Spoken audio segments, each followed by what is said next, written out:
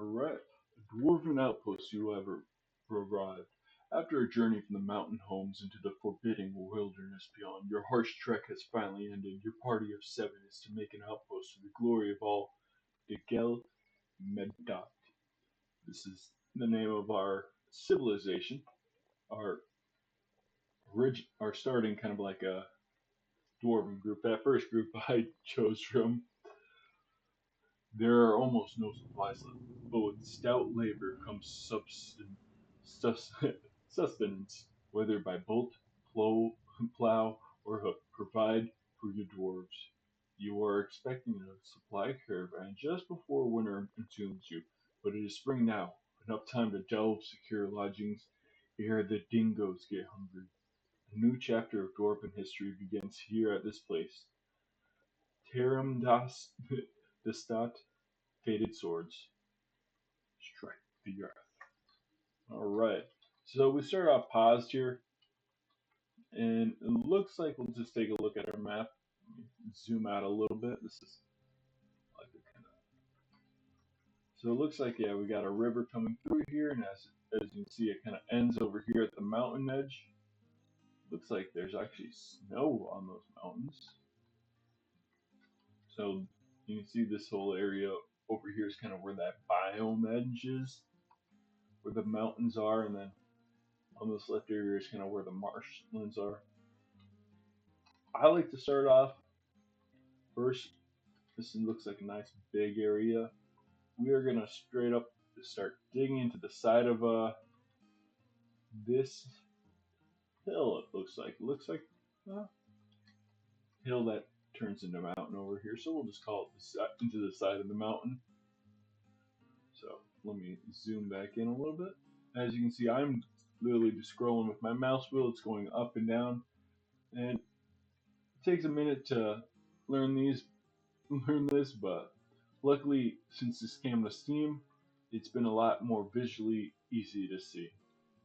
As you see the trunk of the tree, and as I scroll up, the trunk is expanded out into 2 different trunks with a couple different branches and leaves, and as you go up, it gets higher and higher.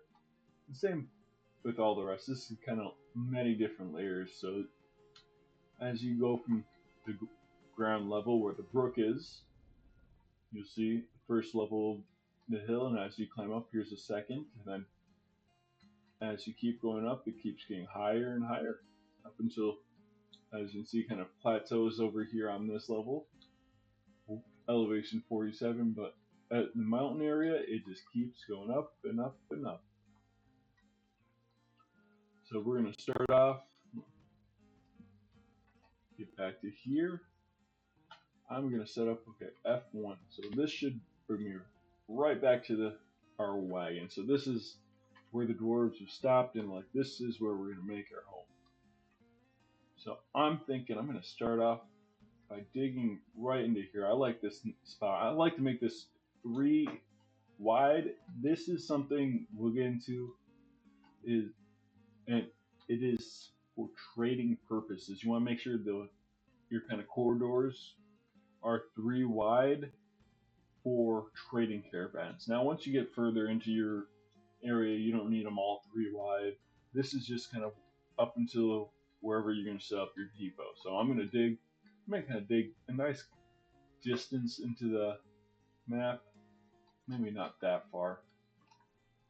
But I'm going to dig in, and then I'm going to kind of dig out an area over here to the left. So what I'm creating here is, this is kind of going to be my main entrance into the fortress. And then I've got this first little branch. This is kind of where everything's going to start off with. This is where I'm going to have my first initial workshop, my first initial couple beds, kind of like that very first starting off area. I want to get these guys moving into there as quick as possible. So we got this area. I'm gonna actually have it be a couple wide from there. Actually, let's do another 2 more. So your workshops are usually 3. So I've got 1, 2, 3, 4. I like to keep them spread out, that one little space in between, in case what can happen if your dwarf gets possessed. Now we'll talk about that later.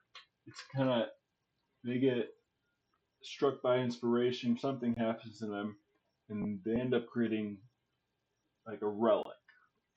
Once we come across that, we'll do it. But I like to leave that extra space in between just in case we might need to wall it all off. Hopefully that doesn't happen. Hopefully we got everything we need by the time anything like that happens. But next, I'm gonna create a nice little eating area right over here for the dwarves. I'll make it 6 wide, not too big, not too small. Kind of nice little eating spot. I'll have 8 tables and then chairs on either side. Make it nice and condensed so dwarves are close to each other so that they can kind of build relationships. Because your dwarves, if you want them to create more dwarves, well, you're gonna have to kind of keep them together and hopefully they can become acquainted and make have relations. Next, we are going to, so we've got our crafting area, our food, our eating area. We're going to need a spot for food. Now I've got to be careful here. Not right now, but when I'm taking out trees, because if I mine this area underneath and I take out this tree, there's actually going to be a hole from this layer down into this layer. So that's just something to take into note when you're chopping trees.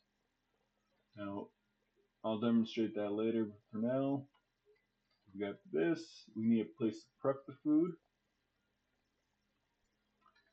And then we need a place for them to sleep. So this is all kind of like temporary, but this will have to do. So not too big, not too small. And I'm gonna have this corridor kind of come out over here into what is going to be the main staircase of, well, semi-main staircase up until we can kind of set up our official fortress. So I'm going to start off grabbing these stairs. You start off on whichever layer you want to. I'm going to kind of drag this down. I'm going to go down, so maybe layer 40. So I'm not too deep yet, but I'm not right at the surface. But first, I want them to kind of dig out these areas, so I'll hold off on that, hold off on this. This I'll get into a little bit later. I'm going to have a bridge here, so that if we get invaded, I can lift that bridge, and then it forces the enemies to go take a different route. That is why I'm kind of creating this second corridor right here. It is that very initial safety barrier if I need to save all my dwarves real quick. Hopefully we can get everything set up before we really need to worry about that, but that is going to be something as a key strategy to keep your fortress safe up until you are ready to and more comfortable with the game, have to really go out and deal with enemies. Like I said, I'm trying to help out so that your fortress can be successful. So we'll start off with this. I've designated my mining to start off with. Now I also want to designate some wood cutting. So I'm going to cut a handful of trees here and a handful of trees here. I don't want to go overboard quite yet. I mean, that's quite a bit. I really don't need that much. But I'm going to set myself up right off the bat. And then I'm also going to designate some plants to be gathered. This is for my herbalist to kind of go out, grab some extra plants to help us with that food so our food we brought doesn't dwindle away super fast. So I'm going to actually unpause, and these dwarves are going to start getting to work. So as you can see, they've already started to gather some herbs, I don't want that for all my dwarves. I only want the herbalist to gather herbs. So I'm gonna come down here to work orders. Or sorry, not work orders. To this hammer, to the laborers tab. As you can see, miners are already designated to be miners. I've got one. This guy's already designated to be a woodcutter. He's the only one who'll do it. As you can see, only selected. And then I want my plant gatherer. When you click it, it kind of gives you, hey, this person's got that skill. So I'm gonna have it so that this guy is the only person that'll do the herbalist. And that way everyone's not grabbing it. Those miners can focusing on mining. So my haulers, I'm gonna have the doctor be a hauler right off the bat. My mason, I don't need him be a fisher dwarf quite a bit. But yeah, I'll hold off on that a little bit later. That's kind of a thing with fishing. It's a great concept, but whenever you're not near a lake or anything like that, your river will eventually run out of fish, which there goes your food supply. So you want to set up that farming. It's the main source of food you'll have. That and your animals. So right now I'm getting taking off that fishing dwarf, so I don't have to really worry about that. Next, I'm gonna have my planter. He's gonna be the only one that does that. Just make sure I have this selected properly with only one, that those certain people doing that. My peasants, well, up until we can actually get a couple things, I'm gonna set you up as a hauler. Get these guys moving along. There we go. As you can see, these guys are now mining. They're taking away one block at a time. There's my woodsman cutting down trees, herbalist. Now, as soon as these guys get to a certain point, I'm gonna actually. So one of the things I want to do is also set up my trading area. So your trading area is gonna be 5 wide. I'm gonna do it a couple extra, so they have right in the center. Leave that outside space. I'm gonna leave this 3 wide. That way it's 3 wide all the way through, so the wagons from the trade caravan can come in and trade. Now we'll get through here. I'm gonna actually set up another kind of area over here. This will be my early stockpile. This is very important. Get that get that stuff in from outside so that I can start protecting it. And some animals will actually come and steal your items, so it's better to get that stuff moved in. And some might even attack your animals. Not a good situation. And see, here's that clay we're looking at. Later on, we'll start using that. That's kind of a resource that I personally don't tend to use until later on in the game. But if I find a early migrant that has that skill, I might do some clay work. But one of the things with clay is it uses coal, which that that is a very limited, well, not limited, is a very labor intensive resource. You have to get your dwarves to go collect wood, create coal out of it, and then use that to create the ingredient. Which early on, I want to kind of be as efficient with my dwarves as possible. So these guys are already moving, mining out stuff. So first thing first, I'm gonna build a workshop.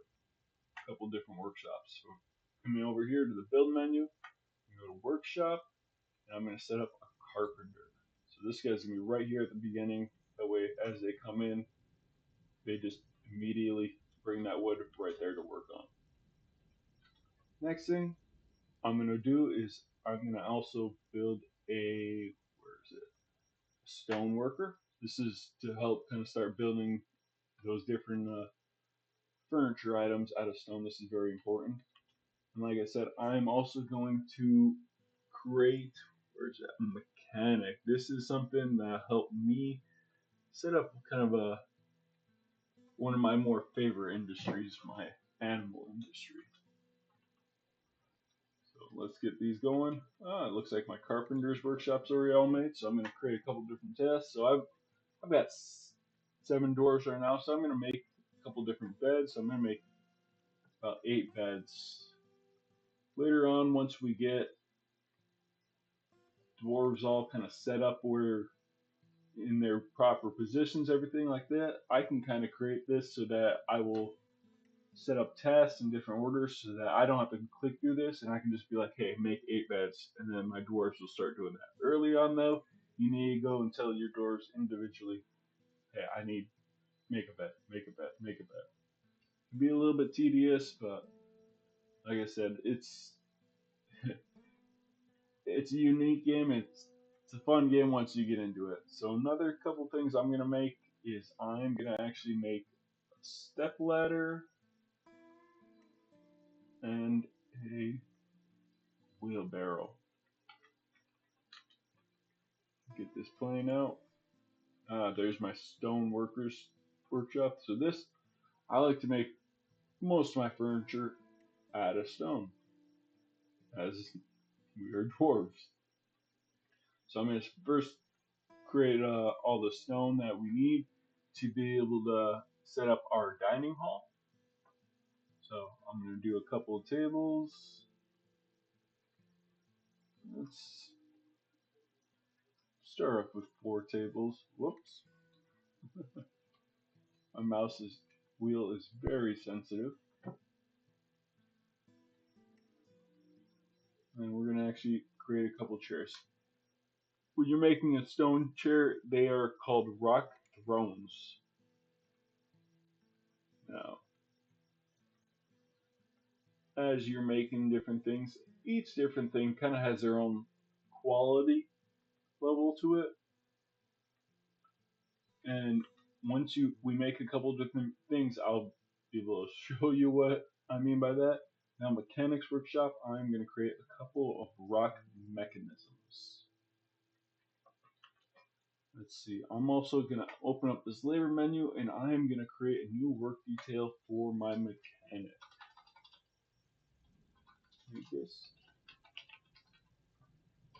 Oops.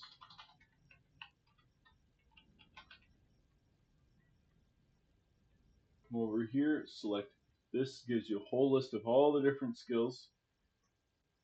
I'm going to come over here and select mechanics. Now I only want whoever I have selected doing the mechanics, and I'm going to have my mason do that early on. I'm also going to create another work detail for my mason. I do this early on, that way my mining dwarves deal with just mining early on, because you want those guys focused and you want them mining.